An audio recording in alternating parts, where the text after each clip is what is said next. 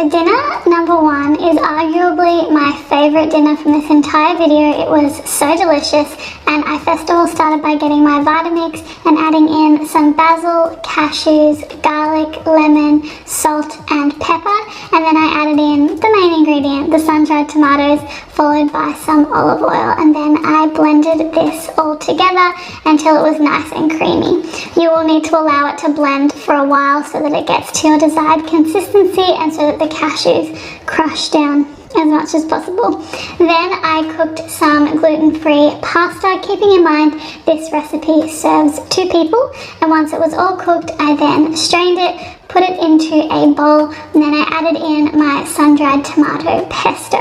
I just massaged this together until it was nice and evenly dispersed, served it into 2 beautiful bowls and topped it with some extra sun-dried tomatoes, which I chopped into small pieces. Definitely recommend making this dish for yourself and for someone you love. So my friend recently made ramen for me at home and I decided to give it a go myself. This recipe is definitely not perfect, but I think it was a good first try. So I first of all started by cooking some garlic and spring onion in some sesame oil, and then I added in some water as well as some vegetable stock, and then I also added in some soy sauce. I just left this over the heat for a little while and allowed it to simmer away. Then on a baking tray, I first of all started with a whole heap of spring onion. I love spring onion so much. And then I added some broccolini as well as some Brussels sprouts, and then I drizzled some sesame oil and some soy sauce on these and baked them in the oven for about 15 to 20 minutes. I was making a gluten-free ramen, so I just got some thick rice noodles and I put some boiling water over these so that they cooked and like separated. Then in my Vitamix I put the broth that I had made over the stove, and then I added in some cashews to make it nice and creamy. And just an FYI, these are the noodles that I used. I put the noodles into a bowl and then I poured some of this creamy broth over the top. Then I added on the cooked spring onions as well as broccolini and Brussels sprouts. Then from there I also put some crispy garlic on top as well as some sesame seeds. I think this was really delicious. The only thing that I would change next time is the broth. So I'll leave the recommendations for what I will make next time down in the description box below, which just makes it a bit of a thinner broth.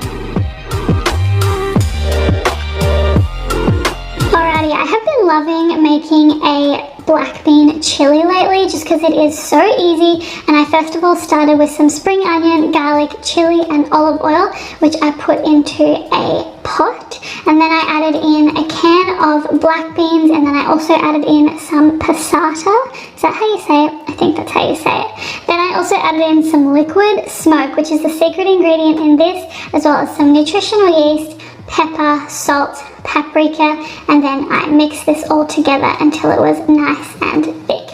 Then I served this in a bowl with some cooked rice. Cara and I are absolutely loving this at the moment. I'd probably say this is her favorite dinner that I made, and I like topping it with coconut yogurt as well as fresh coriander. Absolutely craving falafels, and I found these at my local supermarket, so I decided to make myself a falafel plate for something different. I first of all started by boiling some water and then adding in some quinoa. I just got tricolor quinoa. Don't know if that makes a difference, but that's what I got. So I cooked the quinoa as the pack suggested, and then I also baked these falafels as the pack suggested.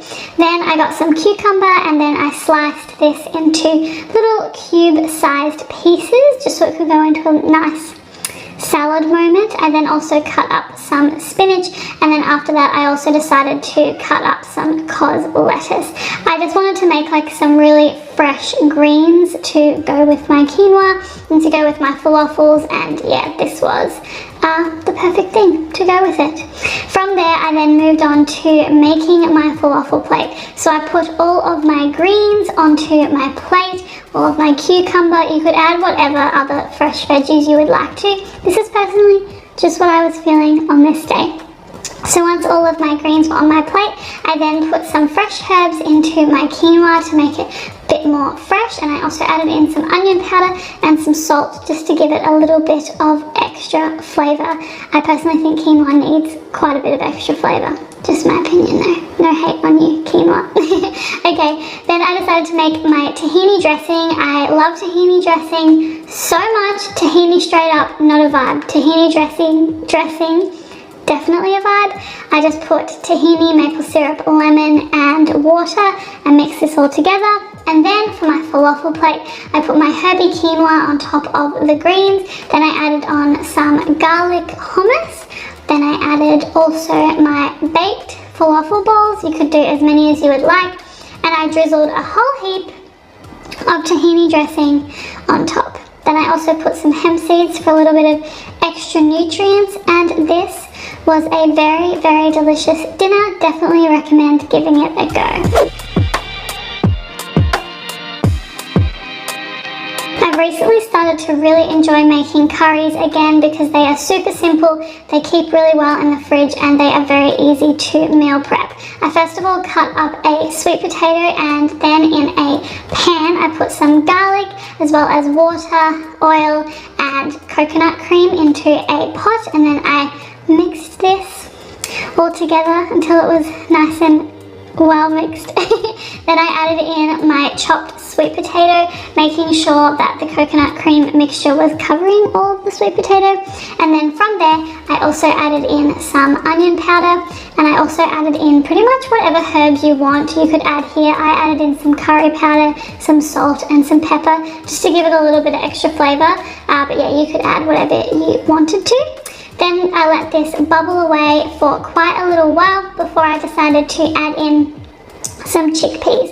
I really like sweet potatoes and chickpeas together. Again, you could use any other beans that you like to, and you could also use a different vegetable if you would like to. That's what I really enjoy about curry, is that it is so versatile. I served up this curry with some cooked rice, and then once again I topped it with coconut yogurt. I'm loving coconut yogurt so much on savoury food at the moment. I can't get enough of it. And then I also topped it with some coriander. And yeah, this was a really delicious dinner again, and also great to meal prep.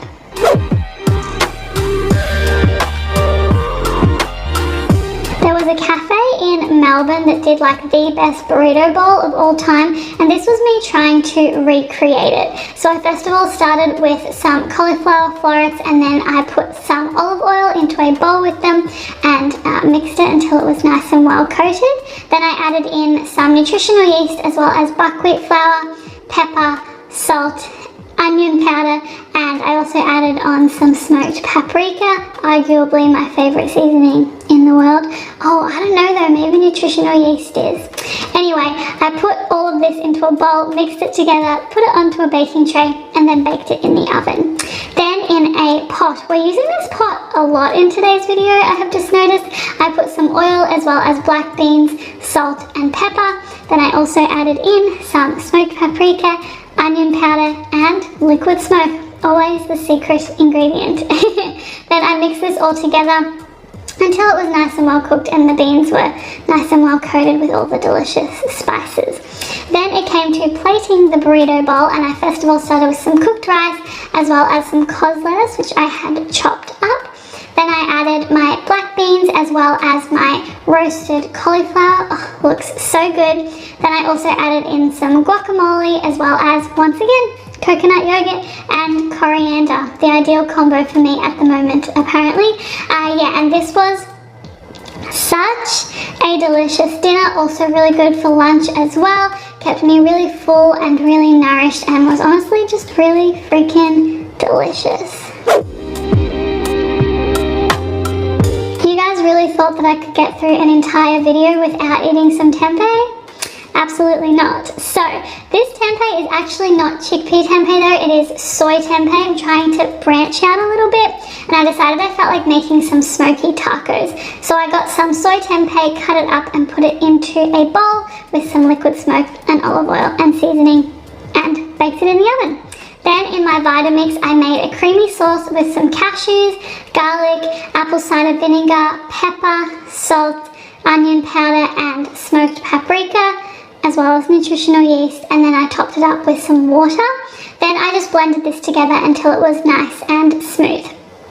Then it comes to plating our tacos, and of course I always encourage you to put whatever your heart desires onto your tacos. Personally today I decided to have some salsa, guacamole, cos lettuce, as well as my soy tempeh, and then I put my smoky sauce on top with some coriander and some fresh lime, and this once again was a really delicious and nourishing dinner.